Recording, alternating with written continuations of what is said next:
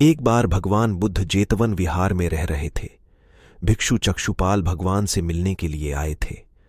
उनके आगमन के साथ उनकी दिनचर्या, व्यवहार और गुणों की चर्चा भी हुई। भिक्षु चक्षुपाल अंधे थे।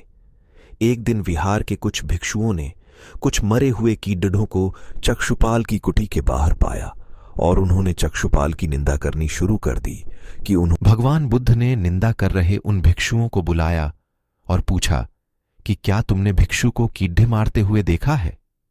उन्होंने उत्तर दिया, नहीं।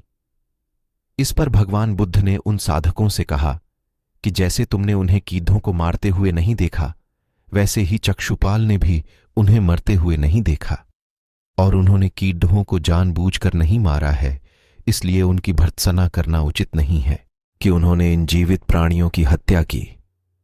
भगवान बुद्ध ने निंदा कर रहे उन भिक्षुओं को बुलाया और पूछा कि क्या तुमने भिक्षु को कीड़े मारते हुए देखा है? उन्होंने उत्तर दिया, नहीं। भिक्षुओं ने इसके बाद पूछा कि चक्षुपाल अंधे क्यों हैं? उन्होंने इस जन्म में अथवा पिछले जन्म में क्या पाप किए? भगवान बुद्ध ने चक्षुपाल के बारे में कहा कि वे पूर्व जन्म में एक चिकित्सक थे।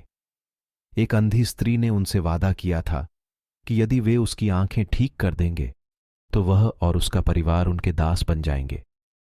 स्त्री की आंखें ठीक हो गईं, पर उसने दासी बनने के भय से यह मानने से इनकार कर दिया।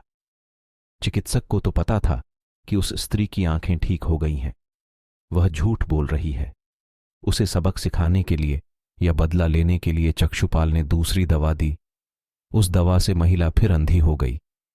वह कितना ही रोई पीटी, लेकिन चक्षुपाल जरा भी नहीं पसीजा। इस पाप के फलस्वरूप अगले जन्म में चिकित्सक को अंधा बनना पड़ा।